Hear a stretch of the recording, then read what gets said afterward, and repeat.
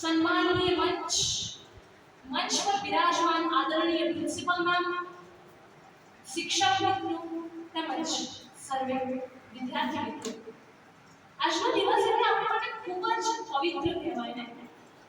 ગુરુ ગુરુ એટલે શું?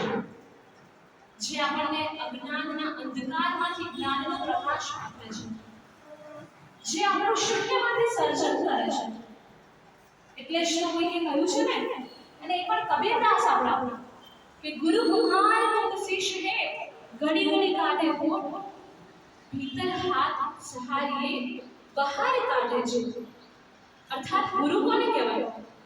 જે આપણને આકાર આપે છે, જે આપણને યોગ્ય દિશા આપે છે, જે આપણા શૂન્યમાંથી સર્જન તો કરે છે, પરંતુ એક નાનકડા છોડમાંથી વડ વૃક્ષ બનાવે છે.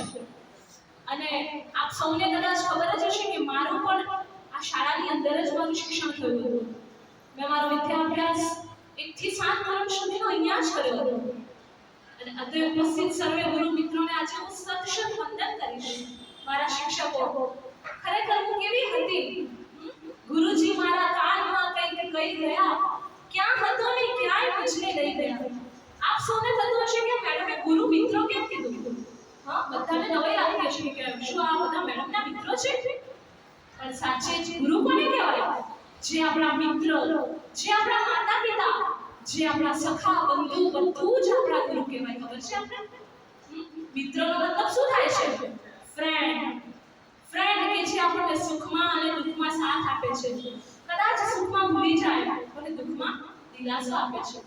અને ગુરુનું સ્થાન પણ એ જ છે મિત્રો. ગુરુ પણ આપણા ફ્રેન્ડ જ કહેવાય. A teacher is not a king, but he is a kingmaker.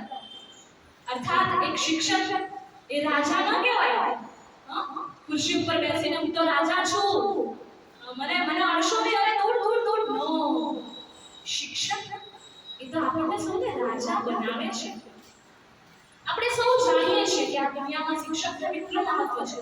તમે ગમે તે બની જાઓ, તમે એક એન્જિનિયર બનો, તમે એક કલેક્ટર બનો, તમે એક મોટા અધિકારી બની જાઓ, પણ આ બધાની અંદર ફાળો કોનો છે? કોણ બનાવે છે? શિક્ષક તો ત્યાંના ત્યાં રહે છે, એ જ ખુરશીને એ રોજનું આવું જવું. પણ આપણે ક્યાંય પહોંચી જઈએ છીએ તો એ પહોંચવા માટેનો મહત્વનો ફાળો જો કોઈનો હોય ને, તો એ આપણા ગુરુ છે. અને આપણે કદાચ એમના કરતા બી મહાન બની જઈએ, પણ એમનું સ્થાન તો ક્યાંય ના આપી શકાય, ક્યાંય નહીં.